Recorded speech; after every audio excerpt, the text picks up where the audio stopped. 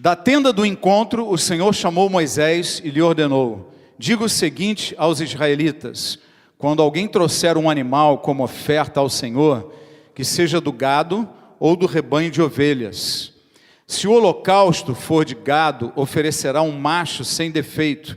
Ele o apresentará à entrada da tenda do encontro, para que seja aceito pelo Senhor. E porá a mão sobre a cabeça do animal do holocausto, para que seja aceito como propiciação em seu lugar. Então o novilho será morto perante o Senhor, e os sacerdotes descendentes de Arão trarão o sangue e o derramarão em todos os lados do altar que está à entrada da tenda do encontro. Depois se tirará a pele do animal, que será cortado em pedaços. Então os descendentes do sacerdote Arão acenderão o fogo do altar e arrumarão a lenha sobre o fogo. Em seguida arrumarão os pedaços, inclusive a cabeça e a gordura, sobre a lenha que está no fogo do altar. As vísceras e as pernas serão lavadas com água. E o sacerdote queimará tudo isso no altar. É um holocausto, oferta preparada no fogo de aroma agradável ao Senhor. Feche teus olhos e ore comigo. Coloque as mãos no coração e diga: Pai, em nome de Jesus, fala comigo, manifesta a tua graça e a tua glória na minha vida, porque eu quero ouvir e receber do Senhor, em nome de Jesus. Amém. Amém. Vocês podem sentar. Veja, esse é um tema, quando a gente pega um livro de Levítico, começa a falar dessas histórias de sangue, sangue para todo lado, corta o animal em vários pedaços, tira a pele, bota isso, bota aquilo, né? Depois taca fogo em tudo. Você imagina, até nessas novelas que tem passado aí, essa parte dos sacrifícios do altar, né? Ninguém se atreveu a ficar passando muita coisa sobre isso, porque é uma carnificina tremenda. É sangue para todo lado, né? É um ambiente pesado você entrar no que era esse local de sacrifício do templo. E é uma coisa que a gente olha assim nos dias de hoje, fica meio confuso, às vezes fica difícil entender quem é esse Deus do Antigo Testamento e esse Senhor Jesus do Novo Testamento, e até fazer esses links, né, de um com o outro, entender a ligação entre um sacrifício desse tipo e as coisas de Deus no dia de hoje. Mas veja, lá em Hebreus no capítulo 10, pode colocar no Data Show também, capítulo 10, verso 1, está escrito assim: a lei traz apenas uma sombra. Você pode repetir isso comigo? A lei traz apenas uma sombra dos benefícios que hão de vir, e não a sua realidade. Pode parar de repetir. Veja, a lei é uma figura, é uma parábola, é uma sombra. Ela não é a realidade efetiva das coisas. A lei, ela tem um efeito profético, ela tem um efeito revelador, mas ela é uma sombra. A sequência desse título, desse texto de Hebreus 10, 1, a sequência dele diz o seguinte: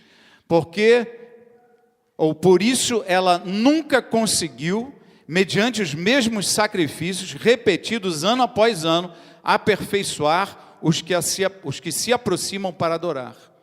A lei não consegue aperfeiçoar ninguém. Ela não tem o poder de mudar as nossas vidas. Saber qual é o certo não nos dá o poder de fazer o certo. É pesada essa frase, né? Mas é o que o Antigo e o Novo Testamento nos falam o tempo inteiro. Saber fazer o bem não nos dá o poder e a capacitação de fazer efetivamente o bem. Por isso que o apóstolo Paulo lá em Romanos, ele vai e fala assim: eu não faço o bem que eu quero, mas o mal que eu não quero, esse eu faço. Então já não sou eu que estou fazendo, mas é o pecado que habita nos membros do meu corpo, né? Então o pecado me domina, eu não consigo fazer o bem que eu quero. Então a lei, ela tinha essa característica de falar de algo que iria acontecer no futuro. Não é? Por isso que o autor de Hebreus diz, é uma sombra dos benefícios que hão de vir. Então, como é que esse homem, o homem, a mulher de Deus lá atrás, eles tinham uma situação de pecado, aprontaram, quebrou o pau dentro de casa, a criança entrou no meio e sobrou para ela, o sogro, a sogra quis se meter, sobrou para eles também. Aí o casal tinha aquela briga, aquele momento, aí depois eles falavam, puxa, estamos mal com Deus, né? Não estamos bem, a coisa não está legal, nós pecamos um contra o outro, tal, aqui entre nós, a gente pede perdão e tal, mas a lei nos mostra um caminho. E aí o que aquela família tinha que fazer? Pegar o animal, que ele orienta aqui, ó. Se alguém, né? Texto de Levítico. Quando alguém trouxer um animal como oferta ao Senhor, que seja do gado ou do rebanho de ovelhas. Pegava o animal, ia lá para a rua do templo. Então imagina que aqui fosse o templo, aqui a gente fizesse sacrifícios, né? Ali na entrada assim, tivesse a tenda do encontro, e a pessoa tem que ir até a tenda do encontro, levar um animal com ela. Mas aí todo mundo mora ali na rua. Faz de conta que está cheio de casas aqui, de um lado, de outra janela, e aí a gente vê o irmãozinho passando com o animal no meio da rua. A irmã olhou pela janela e falou, ih, fulano aprontou de novo. Ó. Bem que eu vi uns gritos lá naquela casa outro dia. Né? O bicho pegou lá. E ele ia passando publicamente, todo mundo olhava, né? O Zezinho, coisa está preta, coisa está feia. Né? E ele ia passando, entrava com este animal até a entrada da tenda do encontro. Parava ali na entrada da tenda do encontro. A tenda do encontro é o local da presença de Deus, onde a gente tem o encontro, um relacionamento com o Senhor. Parava ali na frente e oferecia aquele animal. Botava a mão na cabeça do animal e oferecia o animal. Deus recebendo, né? O que ele fazia com o animal? Matava, tirava o sangue todo dele e passava o sangue em todos os cantos desse altar que ficava na porta da tenda do encontro. Jogava aquele sangue todo ali. Uma vez feito isso, e o animal já morto, perceba o detalhe, repita comigo, o animal já morreu, eles tiravam a pele do animal, cortavam ele em pedaços, que depois a gente vai ver quais eram os pedaços que eles separavam, né? Cabeça, gordura, vísceras e as pernas. Pegavam esses pedaços, colocavam no altar, botava lenha embaixo, colocavam no altar e esse eles queimavam completamente ao Senhor. Era queimado ao Senhor. Bom, Hebreus diz, o autor de Hebreus nos diz que isso daí tudo é uma sombra de uma realidade que ainda haveria de acontecer. Então vamos aos fatos, queridos. Primeiras coisas que a gente precisa entender sobre esse sacrifício e o que ele serve para nós, o que ele queria dizer para nós no dia de hoje, o que eu trago para a minha vida. Primeiro, quando o texto fala assim, quando alguém trouxer um animal para o sacrifício, então, isso daqui, Deus não deu uma ordem, você tem que trazer nesse dia, no tal horário, não, é quando alguém trouxer, é uma oferta voluntária, amém? Ofertar ao Senhor é uma oferta voluntária, você quem decide. Fala para o irmão do lado, quem decide é você. Ninguém vai decidir por você. Você toma uma decisão e vai e oferta a Deus. Veja, isso se refere também à nossa salvação. Quando você vai se entregar para Deus, é uma decisão tua. Às vezes alguém fala assim, não, eu tenho berço evangélico. Meu irmão, berço não salva ninguém. Não, mas eu nasci em família evangélica, não salva. Tem gente que nasceu em família que adora o diabo. Como é que se chama aquela a seita aí que adora a Satanás, né? Tanto se fala satanismo. Tem gente que saiu do satanismo e está adorando ao Senhor. O berço não salva. Quem salva é uma decisão voluntária e pessoal sua, exclusivamente sua. Uma outra coisa, às vezes a gente espera que alguém siga o mesmo caminho. Não dá. Quando você decide buscar Deus, você decide buscar Deus. Essa porta é você quem entra. Depois você pode conseguir estimular outros, mas não dá para pegar o braço da mulher, do marido, vamos buscar Deus e tal, e aí um dia não quer, o outro não vai, fica, e aí você não vai também. Não, a decisão é pessoal.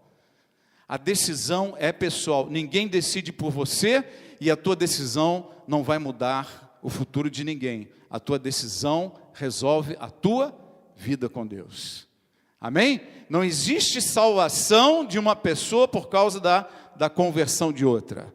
É uma decisão pessoal. E tudo que diz respeito a ofertarmos a Deus, é assim que funciona também. Eu quero levar Deus a sério, eu vou começar a buscar, minha família está um caos. Meu irmão, não espera que teu marido, tua mulher, teu filho, teu pai vá buscar também. Comece a buscar. A decisão é tua. Vai à luta, segue o caminho que você está sentindo no coração e Deus vai te abençoar. Depois isso pode ser que vai influenciar as decisões da tua família, do teu marido, da tua esposa, dos teus filhos. Amém? Você segue o teu caminho, vai à luta, busca o Senhor e Ele vai te abençoar. Tá? A segunda coisa, ele fala que era um macho sem defeito. Por que um macho sem defeito? Porque o macho era um animal valioso, era um bom reprodutor, né? Aquele macho sem defeito era excelente para ser um macho reprodutor dentro de alguém que tem gado, né? Tem um rebanho. O macho reprodutor é o animal mais caro, ele é excelente para reprodução. Em outro texto diz que esse macho tinha que ter 3 anos de idade. E olha que coisa preciosa, a lei é uma sombra, é uma parábola, é uma metáfora, é uma figura de coisas que ainda iam acontecer. Por que o macho tinha que ter 3 anos? Você sabe que Jesus levou uma vida normal, desde o nascimento até os seus 30 anos de idade. Levou uma vida completamente normal, né? Outro dia alguém até falou aqui, não, porque Jesus deve ter feito outros milagres lá antes de... Meu irmão, Jesus não fez milagre antes de iniciar o ministério. Como é que você sabe, pastor? Porque a Bíblia diz que ele fez todos os milagres no poder do Espírito Santo. A palavra é muito clara sobre isso. Ele não fez no poder e na autoridade da segunda pessoa da Trindade. Todo milagre que ele fez foi no poder do Espírito Santo, né? E ele começa o ministério dizendo, pelo que o Espírito Santo me ungiu. E essa unção, foi nessa unção que ele levou todo o seu ministério. Antes de ser ungido pelo Espírito, ele não fez nenhum milagre. Quantos anos Jesus teve de ministério?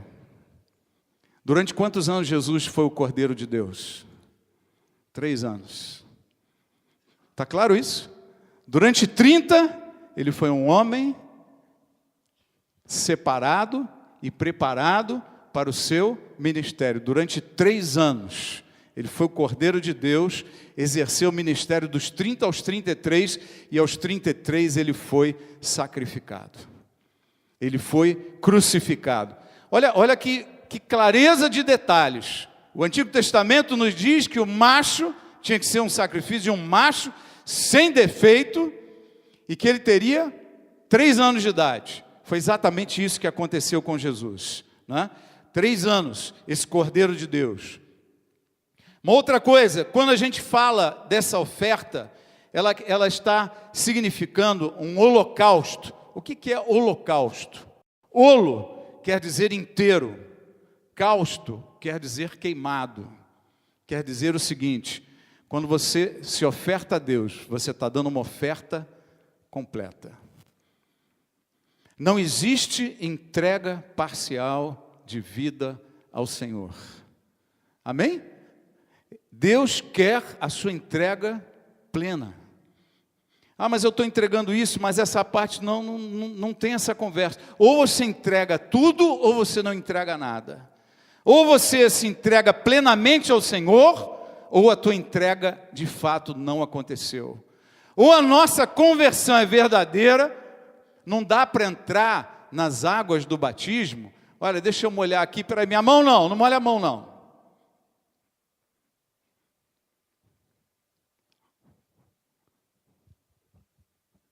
Às vezes você vai batizar e tal, a pessoa afunda e ficam os cabelos flutuando ali. Assim, ó, afunda, parece peruca, pode ser que não seja, afunda tudo. Tem que entrar tudo dentro d'água. Não dá para ter essas entregas parciais de que eu pareço crente, mas tem umas áreas da minha vida que não tem nada de crente e precisa de mudança. Amém? Então esse é um texto, quando fala de holocausto, ele está falando de queima total. É preciso uma entrega plena. Sem essa entrega plena, não aconteceu de fato a conversão. A pessoa parece que virou crente, parece que está na fé, mas não é. Quando há partes de nossa vida que não foram entregues a Deus, não houve uma entrega verdadeira, não houve um sacrifício segundo Deus. Entenda uma coisa, quando nós nos aproximamos de Deus, não funciona você se aproximar de Deus do teu jeito. Você pode falar para a pessoa do lado, do teu jeito não funciona. Nem do meu jeito. Levar casamento do meu jeito também não funciona. Um casamento tem que ser levado do jeito de Deus. A vida espiritual tem que ser levada do jeito de Deus. A nossa vida pessoal, depois que nós entregamos ela para Ele, ela tem que funcionar do jeito de Deus.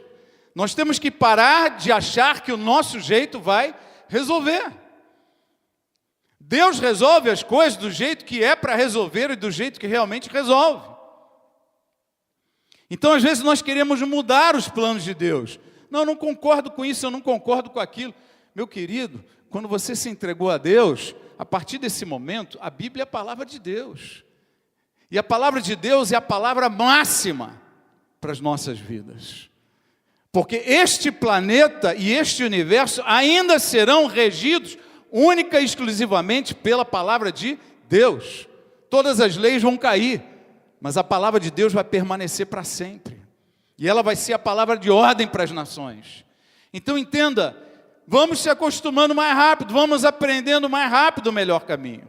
Então o holocausto, ele quer dizer que a entrega precisa ser total, plena. Agora, veja, você vai com um animal até a entrada da tenda do encontro, para ali na porta e bota a mão na cabeça do animal. E o texto diz que a gente faz isso para que o Senhor possa aceitar a nossa oferta. Isso é uma sombra do que nós fazemos hoje. Aquele que se converte ao Senhor, o que ele faz? Ele leva um macho de 3 anos de ministério para morrer, porque eu é que deveria estar lá no lugar dele. Mas eu estou apresentando para Deus ele no meu lugar, para ver se ele aceita aquela oferta. É assim que eles faziam. E aquilo estava profetizando ou dando uma figura do que seria hoje.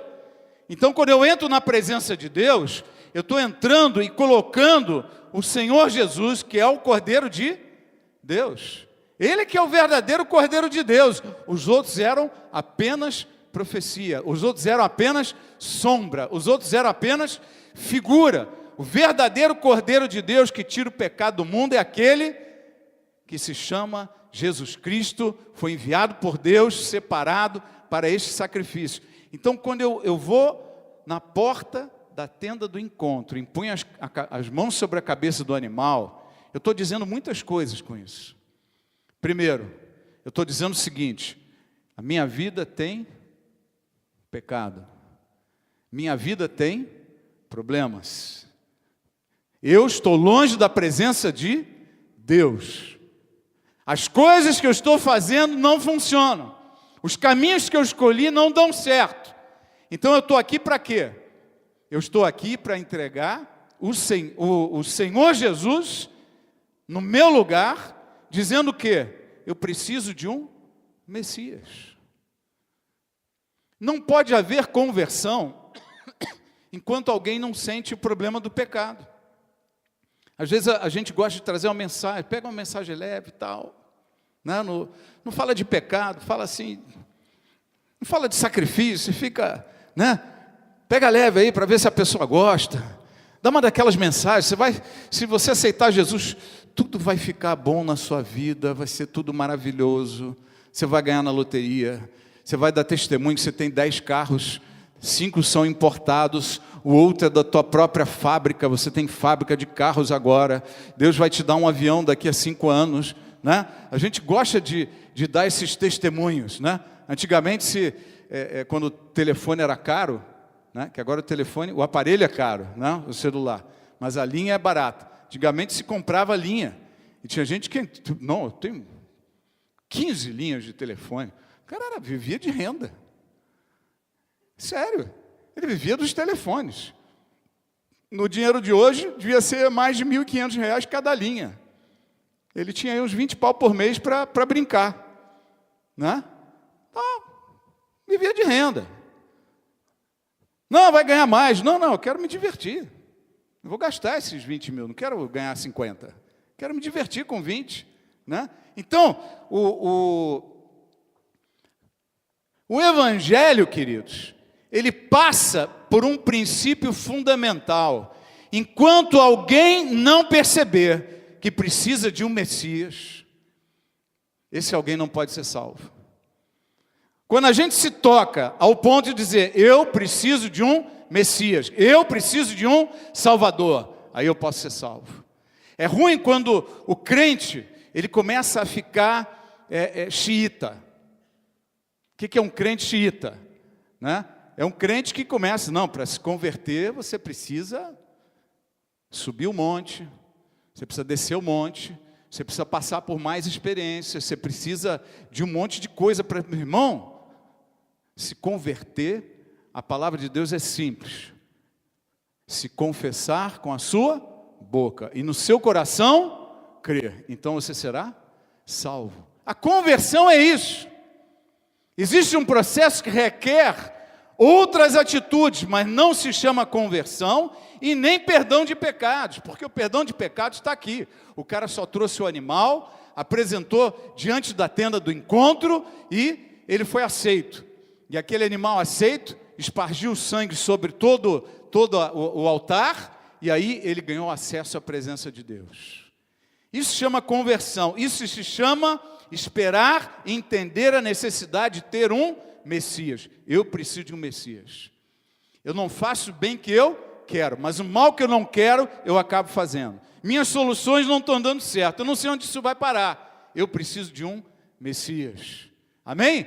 Quem não precisa de um Messias não pegava o animal e levava lá até a porta da tenda do encontro. Mas se você quer comunhão com o Senhor, a primeira coisa que você tem que assumir é que você precisa de um Messias. E eles faziam exatamente isso. Levavam o animal até a tenda do encontro. E aí se abria o caminho à presença do Senhor. Veja, ele se identificava com o animal. Não, o texto aqui, ele diz assim, porá, no verso 4, a mão sobre a cabeça do animal, para que seja aceito como propiciação em seu lugar. Ele está assumindo o meu lugar. O chumbo grosso era para quem? Era para mim. Mas eu apresentei Jesus no meu lugar. E o Pai aceitou. Eu aceito essa oferta. Eu aceito essa oferta. E por isso eu tenho acesso à presença de Deus. Veja, num belo dia de Páscoa, Jesus, ele é preso pelos homens, ele é crucificado e ele é morto. Quando Jesus morre, o que acontece? Estava acontecendo o fato real de alguma coisa que foi símbolo durante séculos. Durante séculos, desde a lei de Moisés até Jesus Cristo. O que acontece ali naquele momento? Quando Jesus morre, a Bíblia diz que houve uma tempestade, trovões, um terremoto que abalou a cidade. E ela fala mais algumas coisas. Ela diz que alguns túmulos foram abertos e aqueles que criam no Senhor saíram dos túmulos e entraram andando vivo na cidade. Você imagina o impacto. Morreu o Senhor. Aquele povo em volta com medo. De repente, vem aquela tempestade. Um terremoto. Túmulos são abertos. Pessoas saem ressuscitadas andando, entrando pela cidade. Aqueles que seguiram, creram em Jesus e morreram naqueles últimos dias. Ainda estavam com o corpo ali, né, mais fresquinho. Saíram do túmulo, entraram vivos na cidade. Todo mundo viu. Mas Deus fez mais uma coisa. O que ele fez? O véu do santuário se rasgou, de cima para baixo. Não foi ninguém que pegou ele de baixo e rasgou, não foi uma obra do homem, foi uma obra de Deus. Por isso que é de cima para baixo. E o que Deus estava dizendo aqui? O sangue do meu cordeiro foi derramado, agora a vida prevalece sobre a morte, e o acesso à minha presença foi aberto. Quando nós entendemos essa sombra do passado e trazemos para hoje, é preciso que a gente entenda que toda vez que a gente reconhece diante do Pai, eu preciso de um Salvador, eu preciso de um Messias, eu preciso de um Redentor para a minha vida. Toda vez que eu reconheço a minha fraqueza, as minhas limitações, os impossíveis para a minha vida, compareço diante do Senhor e faço esse sacrifício, o acesso à presença dEle é confirmado para as nossas vidas. Nós temos acesso livre à presença de Deus através do sangue de Jesus. Amém? O mesmo sangue que foi derramado ali por aqueles animais, que eles espargiam no altar. O que acontecia? Depois daquele sangue, eles sentiam que eles tinham acesso à tenda do encontro. Eles podiam falar com Deus. Foi reaberta a comunhão. Mas aquilo era só uma sombra. A realidade é, nós temos hoje nas nossas mãos. Amém? O véu que separava foi rasgado de cima a baixo, cumprindo a profecia e a simbologia de anos e anos. Agora, uma coisa interessante, queridos, e que isso diz muito respeito a nós hoje, é a sequência dos versículos. Porque, veja, no verso 5, ele diz assim: então o novilho será morto perante o Senhor, e os sacerdotes descendentes de Arão trarão sangue e o derramarão em todos os lados do altar que está a tenda do encontro, a entrada da tenda do encontro. Mas a história não termina aí. O texto segue dizendo, tem um procedimento. Depois que isso é feito, você vai tirar a pele do animal. Imagina um animal lá. Já matou ele, espargiu o sangue, está resolvido o acesso a Deus. Está claro? Não é pelo sangue de Jesus que a gente tem acesso ao Pai? O acesso está resolvido. Mas a história não para aí. Felizmente ou infelizmente, que essa é uma parte dolorosa para nós. A história não termina aí. Ele diz o seguinte: pega o animal, primeiro tira a pele dele. Não, mas peraí, já não deu o sangue de Jesus? Deu. Por que tem que fazer isso com o animal depois? A Bíblia não tem nada por acaso na palavra de Deus. Preste atenção nisso. A palavra de Deus não tem nada por acaso. Por que essa história tinha que continuar, meu Deus? Por que essa revelação não para aí?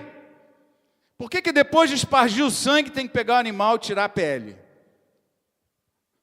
Por que não pega o animal morto e sacrifica lá? Não vai queimar tudo do mesmo jeito? Vai. Então por que tem que separar a pele? E depois ele manda fazer outra coisa. Então os descendentes do sacerdote Arão acenderão o fogo do altar e arrumarão a lenha sobre o fogo. Em seguida arrumarão os pedaços, inclusive a cabeça, quer dizer, cortou a cabeça. Depois arrancou fora a gordura, primeiro tirou a pele. Depois cortou a cabeça, depois separou a gordura. E no verso 9 diz assim: as vísceras e as pernas serão lavadas com água. Então cortou as pernas do animal e cortou as vísceras. Quer dizer, toda essa parte interna dos órgãos, não é, foi arrancada separadamente. Aí vai lá o sacerdote descendente de Arão, coloca tudo em cima da lenha que está ali preparada e queima. Por que isso? Vamos ver o que o Novo Testamento fala sobre isso. Coloca aí Romanos 6,13. Romanos 6,13, o apóstolo Paulo diz assim: não ofereçam os membros do corpo de vocês ao pecado como instrumentos de injustiça. Antes, ofereçam-se a Deus como quem voltou da morte para a vida. Começa a perceber os detalhes desse texto. Primeiro, está falando em oferecer o quê? Os membros do seu corpo, os nossos membros do corpo. Está claro isso? Não ofereça os membros do seu corpo como instrumentos de justiça. Antes, ofereçam-se a Deus como quem voltou da morte para a vida, como alguém que morreu. Alguém que morreu e está vivo de novo. O que esse alguém que morreu e está vivo de novo vai fazer? Ofereçam os membros do corpo de vocês a Ele, como instrumentos de justiça. Você está entendendo que a oferta continua? A oferta que foi feita inicial, ela simbolizava a entrega de quem? Jesus. O corpo de Jesus foi cortado em pedaços? Quebrou algum osso de Jesus? Separaram as vísceras dele? Nada disso. O que esse texto está dizendo aqui? É que depois do ato de Jesus, depois de fazer esse holocausto ao Senhor, a nossa história continua, queridos. E Deus nos chama a um ato seguinte, que se chama o quê? Oferecer os membros do nosso corpo a Ele como instrumentos de justiça. Oferecer o nosso sacrifício. Veja, Romanos 12:1 fala assim: portanto, irmãos, rogo-lhes pelas misericórdias de Deus, que se ofereçam em sacrifício vivo, santo e agradável a Deus. Depois de entregar Jesus como Cordeiro de Deus, que morreu no meu lugar, morreu no seu lugar, você deve apresentar para Deus os membros do seu corpo. Essa história seguinte aqui é entre nós e o Pai. Amém? Eu sei que vocês não estão gostando dessa história, mas ela vai ser boa para vocês, ela é boa para mim, ela é boa para cada um de nós. E por que Deus gasta esse tempo em Levítico para dizer: separa a pele, separa a gordura, separa as vísceras, separa tudo, em pedaços? Por que separar? Porque quando a gente separa, nós entramos no detalhe. E quando ele fala no detalhe, o apóstolo Paulo poderia ter dito aqui em Coríntios: ofereçam o corpo de vocês ao Senhor. Mas ele não fala do corpo, ele fala dos membros do corpo. Por quê? Porque ele está chamando o texto de Levítico para nós no dia de hoje. Ele está dizendo o seguinte: não é só o teu corpo, são os membros do teu corpo. Cada parte do teu corpo é uma parte de você que precisa ser tratada com Deus. O que é a pele? A pele que precisa ser tirada para ser queimada, ela representa os nossos desejos. A pele representa as nossas vontades mais carnais. Já ouviu aquela pessoa falando que começou a namorar alguém e tal? Nossa, tem uma coisa com ele assim, ou com ela, de pele. Não, é uma química na pele tal que A pele representa os nossos vícios. Vícios. Cigarro, bebida, drogas, vício até de comida. Os vícios, aquelas coisas que nos dominam mais exteriormente possível. Aquilo que a gente não resiste, se entrega. Essa é a primeira coisa que é separada para ser queimada ao Senhor. A pele, as dependências, aquelas coisas que nos dominam, que a gente não consegue se render ao Senhor, a gente acaba se rendendo a essas coisas. A pele precisa ser tirada e queimada ao Senhor. Amém? Quem está pronto para ofertar sua pele ao Senhor nessa noite? Depois ele fala da cabeça. A cabeça são os nossos pensamentos, nossas decisões, a nossa cultura. O apóstolo Paulo, em uma de suas cartas, ele escreve assim: eu abri mão da minha formação, dos meus cursos de doutorado, eu abri mão de ter estudado nas melhores escolas dos fariseus, eu abri mão de ser cidadão romano, eu abri mão do nome de família, que era uma família proeminente e poderosa em Israel, eu abri mão de todas estas coisas para poder ganhar a Cristo. Ele considerou, a Bíblia diz, essas coisas como esterco. Quantas vezes nós ficamos assim, às vezes a gente faz uma faculdade, começa a se sentir muito inteligente e tal. Às vezes eu vou pregar, começo a falar alguma coisa, olha, queridos, evolução nunca foi comprovada. Que isso? Eu escutei na minha escola lá, que tal, que não sei o quê, estuda mais sobre o assunto.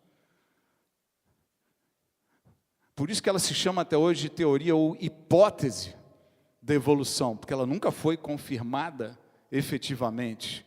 E, aliás, o estudo de DNA, hoje, a engenharia genética, ela está apresentando barreiras contraditórias enormes contra a evolução. Mas a gente fica lá na nossa, não, porque veja, eu tenho minha cultura, outra coisa é minha formação de família. Né? Graças a Deus, a gente vive num país livre. Né? Quando eu me converti, eu vim de uma família católica. Não tive grandes problemas, porque eu já não frequentava lugar nenhum mesmo. Então, você ter essa conversão, né, foi um alívio para o meu pai. Né? Meu filho se converteu, agora vai, né, segue um outro caminho aí, está mais tranquilo. Mas, veja, há uma barreira familiar. Quantas vezes para abrir mão de alguma coisa, né? Eu já vi na igreja, como alguém mencionou, né? O Davi estava falando hoje, né? Na igreja da Cracóvia.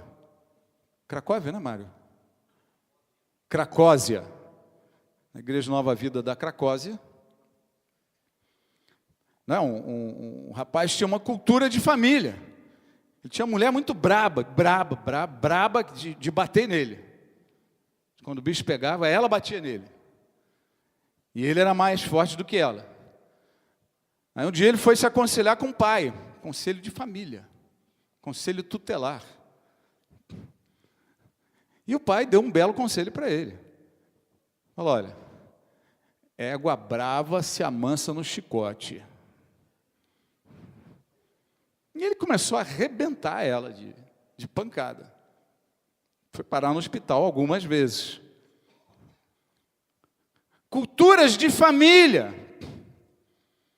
Às vezes a família fala, não, esse negócio de evangelho é coisa de burro, não sei o quê, coisa de tapado, não tem nada a ver. Cristianismo não existe. E várias situações vão nos impedindo de avançar na presença de Deus. Às vezes a pessoa é tão inteligente, é tão bem formada, que ela não consegue ser batizada no Espírito Santo. Ela não consegue falar em línguas. Por quê? Porque a cabeça ainda não foi sacrificada ao Senhor em holocausto. precisa queimar tudo. Amém? Antes de eu ser engenheiro, de ser administrador, de ter pós-graduações, antes de todas essas coisas, eu sou um homem de Deus. E o primeiro lugar para mim é a palavra do Senhor. É a palavra de Deus. Não existe ciência que esteja acima da palavra de Deus. Não existe conhecimento que seja maior e mais profundo do que o conhecimento de Deus. Não existe honra maior do que ser um servo de Deus. Então veja, nossa cabeça tem que ser queimada também, os preconceitos, as prioridades. Tudo isso está na nossa mente, na nossa cabeça, isso tem que ser servido em holocausto ao Senhor. Depois ele fala de uma terceira coisa, que é a gordura. Ah, a gordura. Ainda estou me acostumando com essa versão reduzida do pastor Cláudio. Pastor Michel também perdeu uns 8 quilos aí, né, pastor? São as versões reduzidas. Os pastores estão faltando muito culto, né? 40% está fora. Mas espero que não volte mais, né? Mas a gordura, queridos, é tudo aquilo que a gente não precisa. Você já reparou? A gordura são os nossos pesos. Tem uma passagem em Hebreus capítulo 12, verso 1, que diz assim: portanto também nós, uma vez que estamos rodeados de tão grande nuvem de testemunhas, livremo-nos de tudo que nos atrapalha e do pecado que nos envolve, e corramos com perseverança a corrida que nos é proposta, tendo os olhos fitos em Jesus. Essa versão é da NVI. A versão da João Ferreira de Almeida, ela diz assim: livremos-nos de todo o peso e do pecado que tenazmente nos assedia, né? Que nem cola, né? Gruda em nós e não larga. Então veja, existem duas coisas diferentes: existe pecado e existe peso. Só que os dois são ruins. Está claro isso? Tem coisas que não são pecado, mas estão atrapalhando a tua vida. Tem coisas que não são erradas, mas estão nos atrapalhando. E a essas coisas a Bíblia chama de gordura ou de pesos. O que são esses pesos que têm que ser queimados ao Senhor? Veja, o peso, querido, são todas essas atividades que roubam a nossa atenção, o nosso tempo e desviam a nossa prioridade. Eu faço isso, eu faço aquilo, eu faço não sei o quê, mas eu não tenho tempo para o Senhor. Gordura, queridos. Às vezes é trabalho demais. Como assim, pastor? É trabalho demais. Trabalha tanto que não tem tempo para buscar Deus. Trabalha tanto que quando vai buscar Deus, o que sobrou para Deus? Dormir na hora da mensagem. Trabalha tanto que chega no dia de buscar Deus, ele não tem tempo, ele não vai para o culto. Eu preciso descansar. Trabalha tanto que quando vai orar, ele quer ter um momento de oração, e ele ora preferencialmente deitado, com o travesseiro assim bem posicionado, e aí ele fecha os olhos para se concentrar,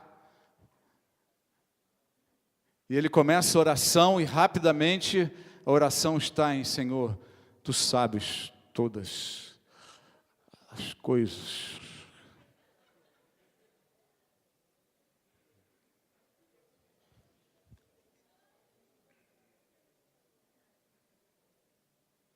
Tu sabes. E de tu sabes em tu sabes, Deus não sabe mais nada. E a gente passa por problemas e não sabe por quê. A gordura muitas vezes é namoro demais.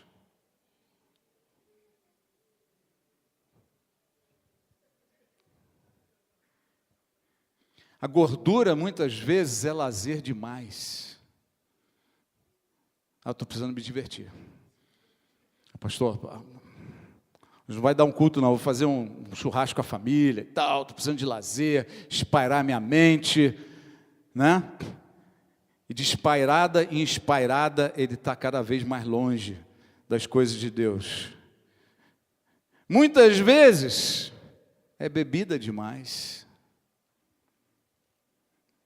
Ah, mas a ceia não se celebra com vinho. É, se celebra com vinho. Só que a Bíblia fala muito sobre vinho demais, sobre bebida forte. Ela fala sobre essas coisas. E às vezes a pessoa acha que está bem, não, mas você está na gordura, meu irmão. Você está no excesso, você já extrapolou. E às vezes, gordura é até família demais. Eu estou tão ocupado com a minha família que eu não tenho tempo para Deus. Eu amo tanto a minha mulher, o meu marido, os meus filhos, mais do que a Deus, que eu priorizo eles, e não a presença de Deus. E depois os filhos crescem e não vão à igreja, e os pais ficam se lamentando, está me dando um trabalho. Luta agora para botar os teus filhos na casa de Deus. Mas você nunca vai botar os teus filhos na casa de Deus se você não estiver na casa de Deus.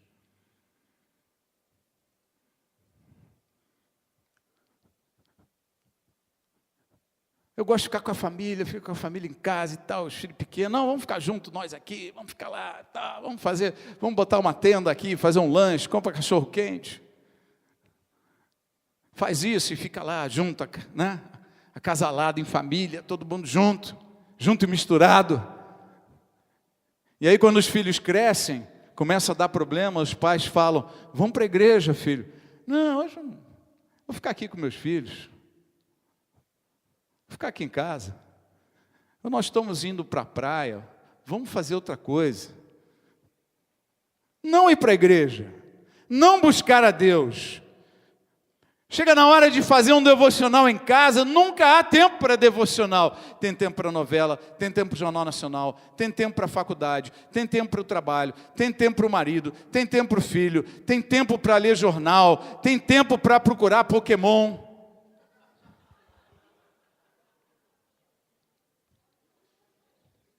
Tem tempo para tudo.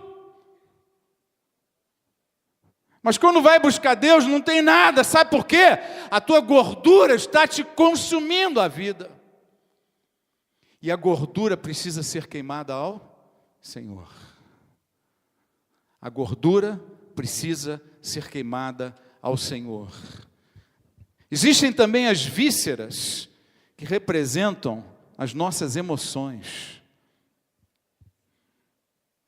As vísceras, queridos, as nossas paixões. As vísceras representam o nosso coração com as suas mágoas, suas más intenções,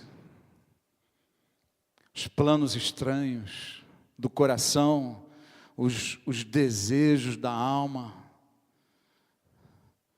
As vísceras têm que ser consagradas ao Senhor. Pastor, é que eu sou assim, sou muito explosivo, né? Eu tenho esse negócio, eu não levo desaforo para casa, porque eu aprendi lá com a minha família, né? Ele está precisando sacrificar a cabeça e sacrificar as suas vísceras ao Senhor. Está faltando, querido, está faltando. É por isso que o livro de Levítico manda separar em pedaços. É para a gente se olhar em pedaços, é para a gente olhar para cada detalhe de nossas vidas. As emoções, as mágoas, as intenções do coração, aqueles planos e aqueles projetos que eu sempre quis fazer isso, porque é um sonho, eu tenho aquele sonho no coração e a gente vive aquele sonho e não vive os planos de Deus. A gente vive sonhos que não são sonhos de Deus. Nós vivemos emoções que não são emoções de Deus. Nós vivemos mágoas que jamais estiveram nos planos de Deus. Nós vivemos paixões que não são paixões de Deus para as nossas vidas.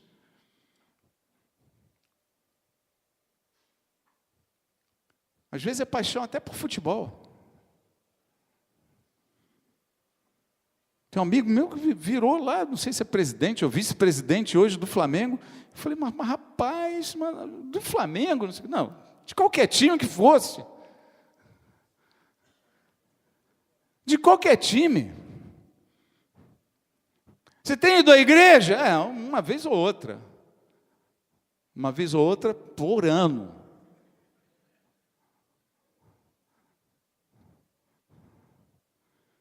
E aí os problemas começam a se avolumar dentro de casa. Entenda, nós não podemos priorizar coisas, não podemos ter paixões maiores do que a paixão que a gente tem pelo Senhor. Porque a palavra diz, amarás o Senhor de todo o teu coração, de todo o teu entendimento, de toda a tua força. Amar a Deus acima de todas as coisas. Isso é um padrão de Deus para nós.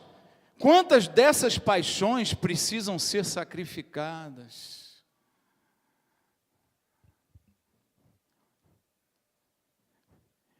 E a última coisa que ele menciona aqui do texto são as pernas. As pernas são os nossos caminhos. Quantos lugares nós temos ido que jamais agradaram a Deus? Quantos caminhos nós temos tomado que jamais foram aprovados pelo Senhor? Quantas decisões nós já tomamos em nossas vidas que jamais foram decisões de Deus?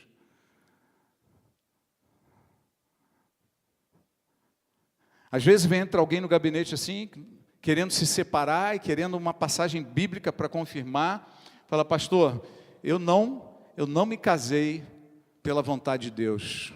Eu sinto isso, não foi da vontade de Deus. Eu falei, se foi ou não foi, agora já era, meu irmão. Você casou, se vira. Vai ter que aprender a amar sua mulher, ou vai ter que aprender a amar seu marido, se vira, porque a história mudou de figura. Se você quiser obedecer a Deus, Deus vai abençoar o teu caminho. Mesmo que você tenha tomado uma decisão fora da vontade dEle. Ele vai te abençoar. Agora, viva de acordo com a vontade dEle. E Ele vai abençoar o caminho errado que você tomou. Por quê? Porque Deus é aquele que transforma a maldição em bênção. A relação de Davi com Batseba foi da vontade de Deus? Jamais. Mas depois de toda aquela disciplina de Deus na vida de Davi, Ele abençoou o casamento dele com Batseba, e eles ficaram até o final da vida. Transformou uma maldição em bênção. Amém? Tomou decisões erradas, mas são decisões que não dá para você mudar agora. Não inventa historinha para começar outra história errada, não. Siga no caminho que você já está e Deus vai te abençoar nesse caminho. Ande dentro dos propósitos dEle.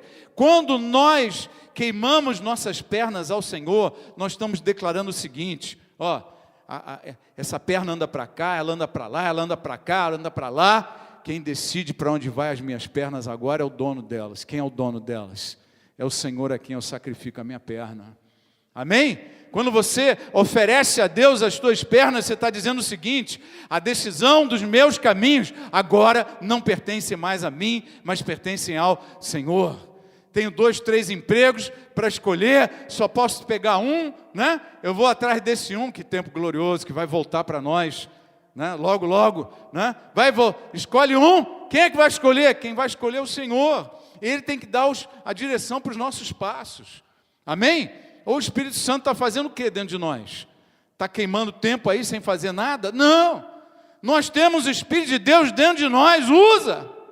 Faça bom uso. Todas essas coisas. Nossa pele. Pode repetir comigo? Minha pele.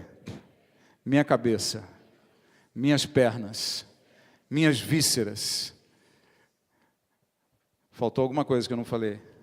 Minha gordura, sabia que faltava, logo uma coisa dessa. Tá? É que a minha já tem mais tempo que eu queimei.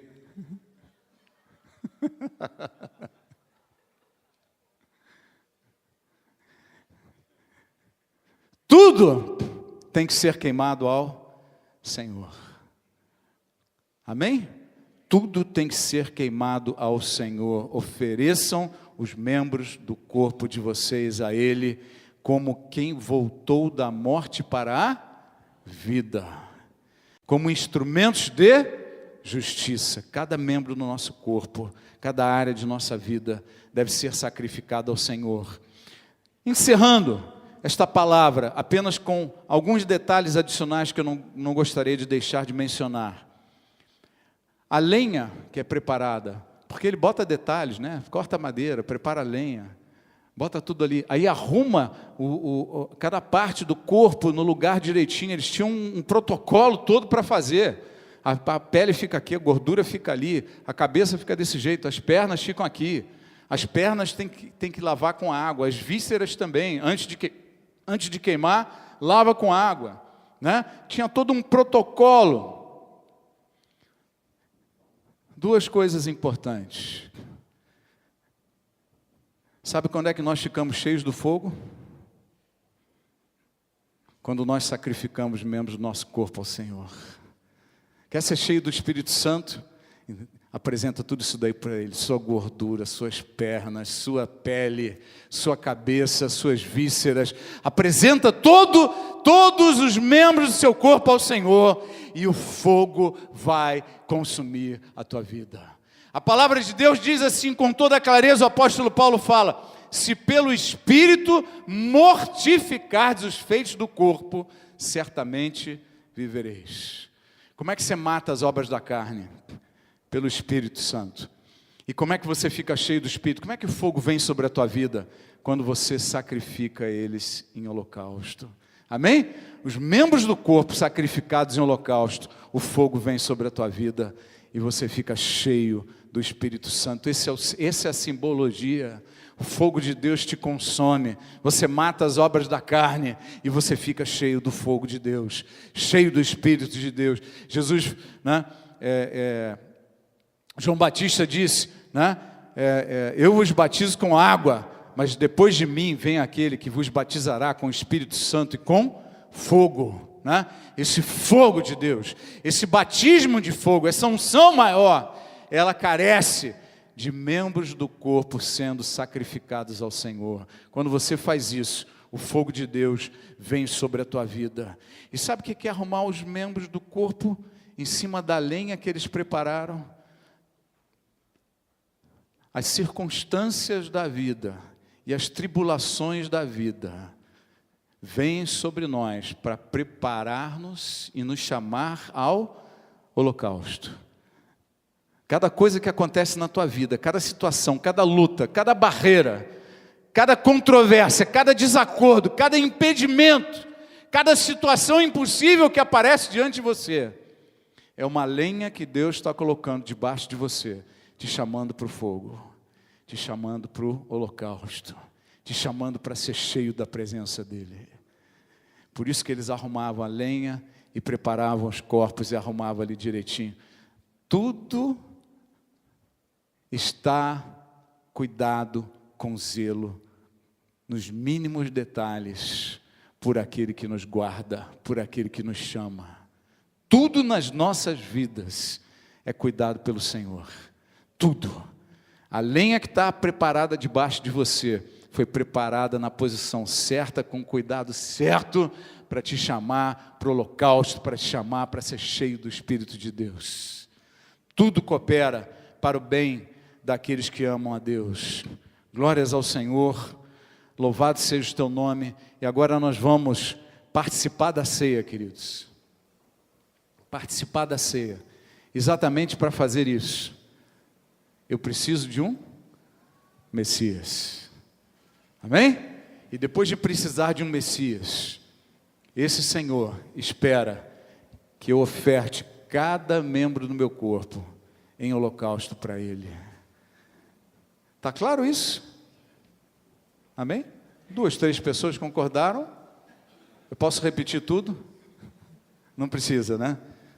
Faz um amém mais bonito, amém? Amém. Glória a Deus!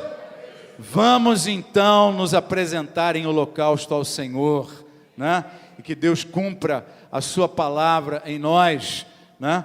Como nós já citamos aqui, esse texto de Romanos: rogo-lhes pelas misericórdias de Deus, que se ofereçam em sacrifício vivo, santo e agradável a Deus, que é o vosso culto racional.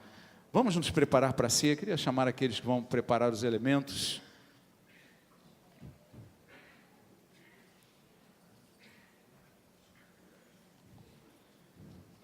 Quando alguém te falar no futuro aí, mas que livro estranho esse de Levítico, não sei o que, você já vai saber o que ensinar para eles, né? Já vai saber falar, é palavra de Deus, meu irmão, é palavra de Deus. A lei é sombra, é figura, é parábola de verdades que viriam em nosso benefício, né? No tempo que se chama hoje. Glórias a Deus, glórias a Deus. Quando os irmãos preparam a ceia, queridos, preparam os elementos, queria convidar todos. Vocês podem ficar de pé um pouquinho? Queria convidar a igreja a fechar os seus olhos, porque a gente vai apagar a luzinha. Se você ficar sentado, fecha os olhos e tal, não vai ficar legal. Feche seus olhos, incline sua cabeça. Eu sei que quando a gente vai pregando, cada pedaço do nosso corpo que foi aqui mencionado, Deus vai falando algumas coisas. A gente prega aqui, mas o Espírito Santo fala no teu coração, fala nos teus pensamentos. E Ele com certeza mostrou coisas que precisam ser sacrificadas ao Senhor. Mostrou coisas que estão fora de ordem, coisas que estão fora de prioridade. Mostrou gorduras sem sacrifício. Mostrou pernas que não estão queimadas ao Senhor. Mostrou cabeças que precisam ser apresentadas em holocausto, queimadas diante de Deus. Mostrou limitantes que nós colocamos nas nossas vidas e precisam de acerto com o Senhor, precisam de um reposicionamento. Então, enquanto os irmãos preparam os elementos da ceia, passe esse tempinho aí se preparando para a ceia do Senhor e começando a dizer: Pai, quando eu tomar essa ceia, eu recebo o sangue de Jesus sobre a minha vida, mas ao mesmo tempo eu oferto o meu corpo, como quem saiu da morte e voltou para a vida. Morte para os pecados, mas vivos para Deus, em nome de Jesus. Se os elementos estiverem prontos, podemos distribuir, podemos.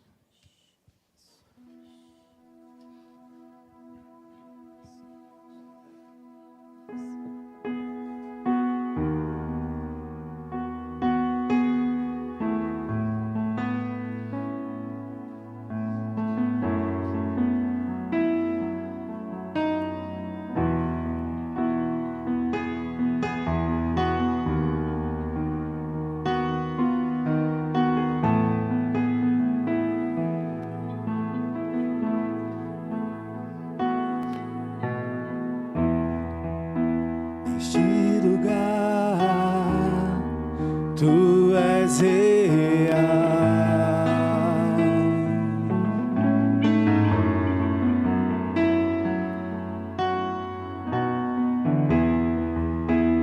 vou me entregar totalmente.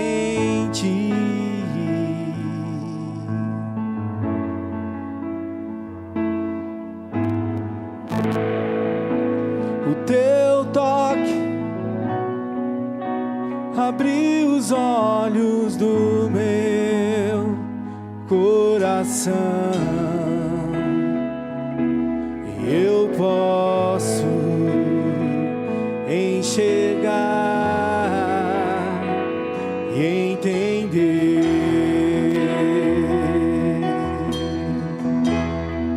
Se eu me humilhar diante do teu altar e sacrificar aquilo que me custar, tu inclinarás os teus ouvidos ao meu clamor.